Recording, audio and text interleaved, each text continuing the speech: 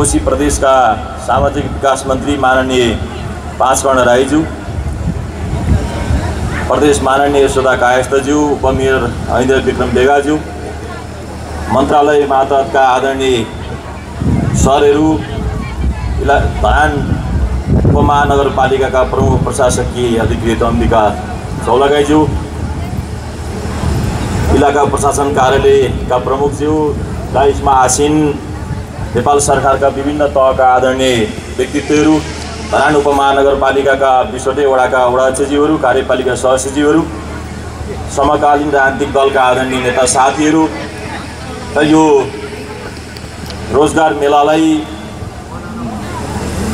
मेलामा सहभागी हुन आउनुभएका रोजगारदाता र रोजगारी लिन आउनुभएका र सहभागी हुनुभएका सबै आदरणीय व्यक्तित्वहरूमा म धरानका सबै राजनीतिक दलको तर्फबाट हार्दिक अभिवादन व्यक्त गर्न चाहन्छु। जय नेपाल। सर्वप्रथम यो एउटा सौभाग्य पनि भयो, आज हामी नयाँ सालको चाहिँ 11 गते छौँ। 2082 सालको म हार्दिक मङ्गलमय शुभकामना सबै धरानीलाई व्यक्त गर्न पनि चाहन्छु।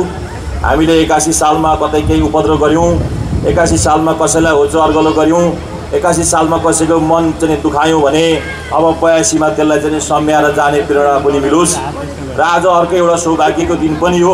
आज हामी यहाँ उभिएर बोल्दै गर्दा, हामी नेतृत्वमा बस्दै गर्दा, हामीले मजाले एकले अर्कोलाई भन्न पाउँदै गर्दै गर्दा आज चाहिँ वैशाख 11 गते यो मुलुकमा संविधान स्थापना भएको दिन, 62-63 को आन्दोलन समाप्त भएको र राजाले निरङ्कुशताबाट राजगद्दी छोडेर जनताले शासन गर्ने दिनको रूपमा प्राप्त गरेको दिन पनि भएकोले यसको पनि म चाहिँ ज्ञात अज्ञात शहीदहरूप्रति स्मरण गर्दै तपाईँ हामी आन्दोलनबाट प्राप्त यो व्यवस्थामा सहभागी सबैलाई हार्दिक शुभकामना पनि व्यक्त गर्न चाहन्छु।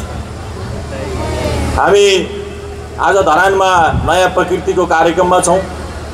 त्यो धरान रोजगार मेलामा चाहिँ प्रदेश सामाजिक विकास मन्त्रालय, धरान उपमहानगरपालिका र सुनसरी उद्योग वाणिज्य सङ्घको सहकारी आयोजना र उपस्थितिमा यो कार्यक्रम भइराख्दाखेरि धरान उपमहानगरपालिकाभित्र यो अहिले स्थलमा देखिरहेका रोजगार चाहिँ सिर्जना गर्ने, रोजगार दिन सक्ने र रोजगारी बनाउन सक्ने निकैवटा चाहिँ स्थलहरूको ब्यानरहरू देखिरहेको छ र यसबाट धराने जनताले, धरानका विशेष गरी युवाहरूले यो मेला, यो आज र भोलिको मेलाबाट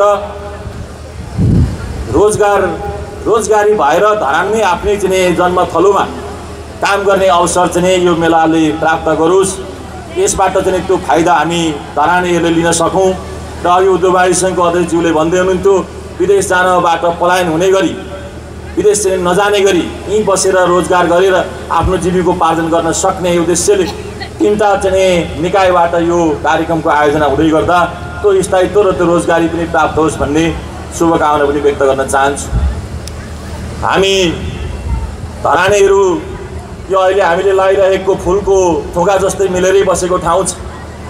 अघि चाहिँ उद्योग वाणिज्य सङ्घको अध्यक्षले विभिन्न तरिकाबाट धरानलाई चिनाएको इतिहास पनि भन्नुभयो र धरानलाई त्यो इतिहास चिनाउँदै गरेका अग्रजहरूलाई अहिले हामी आउँदै गरेका नयाँले चाहिँ बिर्सिँदै गएका छौँ कि आमा बुवाले बुढो भयो भने किन आमा बुवालाई मानिराख्ने, अलि तन्दुरी चाहिँ श्रीमती, अलि तन्दुरी चाहिँ श्रीमानै रोजौँ, आमा बुवा छोड्यौँ भनेर अगाडि बढ्यो भने त्यसले चाहिँ मानवता भएको सार्थकता नपाउन सक्छ।